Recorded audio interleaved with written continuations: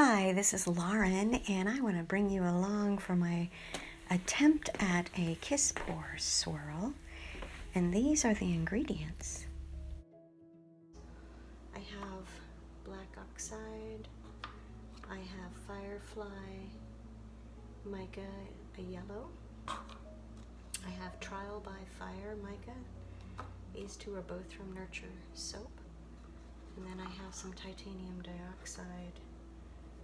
And the fragrance that I'm going to put in here is frankincense and myrrh. I also wanted to add some gold mica in oil to this mix as well. And the gold mica is from Brambleberry. The mold that I'll be using is from Nurture Soap as well, and it's a 6x6 slab mold. So we have my frankincense and myrrh in some kaolin clay right here. Okay, it's with much fear and trepidation that I'm beginning this process and actually videoing it, and I hope that things turn out pretty good. I'm going to pour my lye water solution, which is just lye and distilled water, into my oils. I am just going to use a whisk because I need this to be really fluid to be able to do what I need to do with it. And we're just going to get this to almost emulsion, if not emulsion.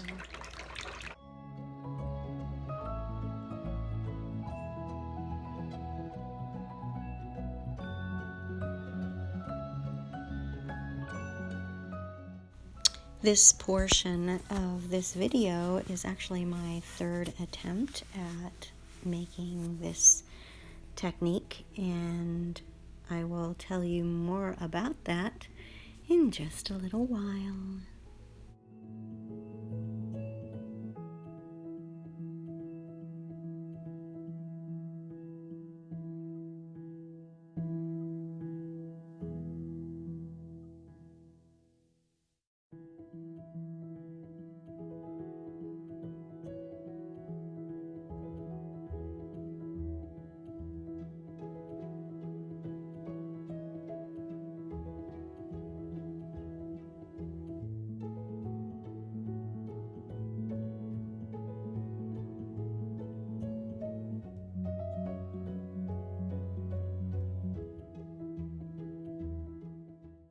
As I'm mixing in my fragrance with the kaolin clay mixture and whipping up all of the colors, I need to explain something.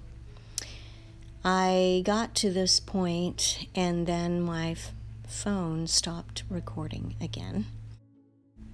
I say again because this is the second time that this has happened to me when I've tried to record. So after I had finished mixing all of these colors, then I didn't have any more video. And I still had to pour my soap, so it was not seen. Therefore, this is the fourth time that I have actually done this, and I had to make up a whole new batch of colors to go ahead and pour this.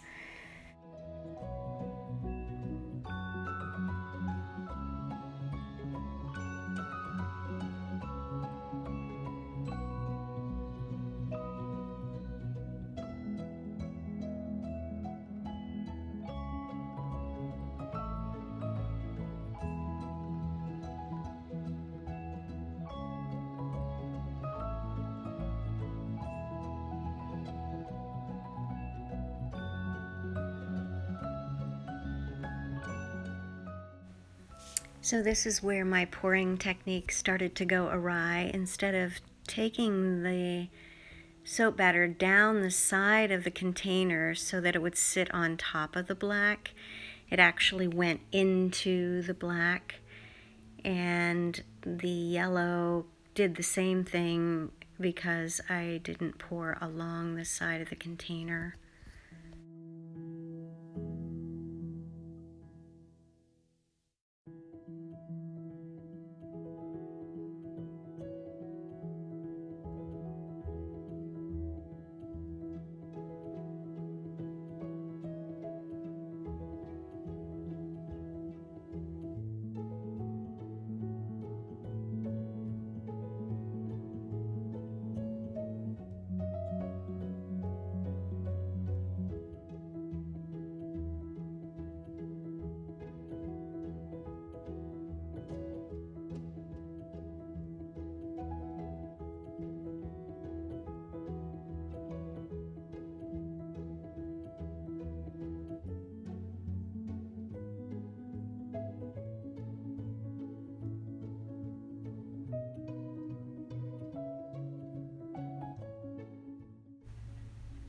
And here we go with the actual pour. I did put my 6x6 mold on a Lazy Susan to help to turn it at some point.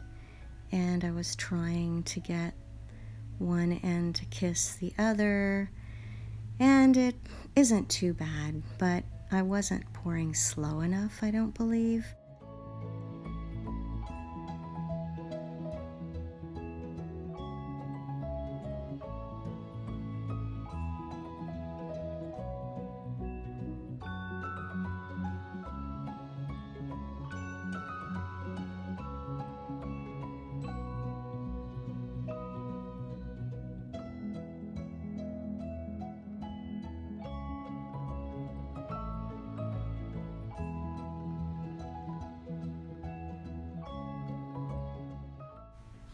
So the pour is coming to an end. I'm going to save what was left in the containers to do a small heart with that batter.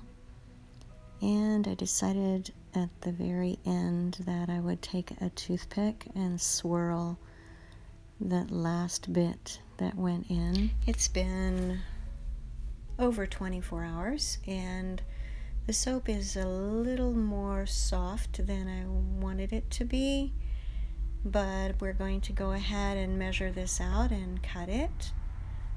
I first went crosswise and measured the middle portion.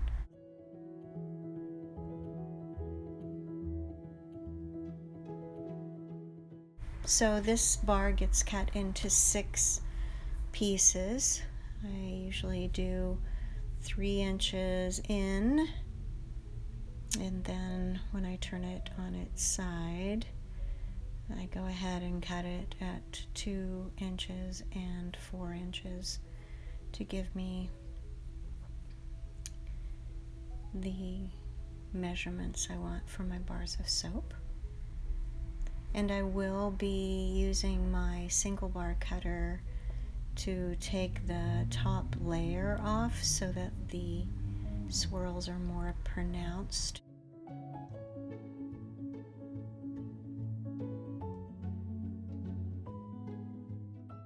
I'm horrible at cutting, but I really enjoy having this mold because it's perfect for trying out different techniques, and even though it's a challenge for me to cut straight, it still was nice to have it.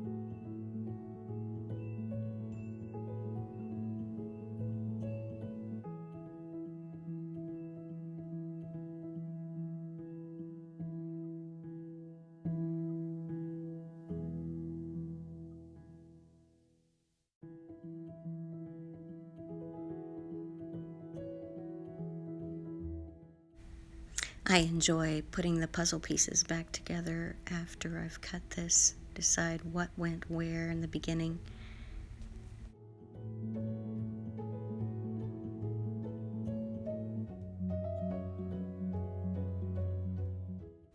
Here are the results of this particular Kiss Pour method swirl, and I trust that you will all have a marvelous day. Please consider liking, subscribing, commenting, and hit that notification bell. Thank you, and God bless.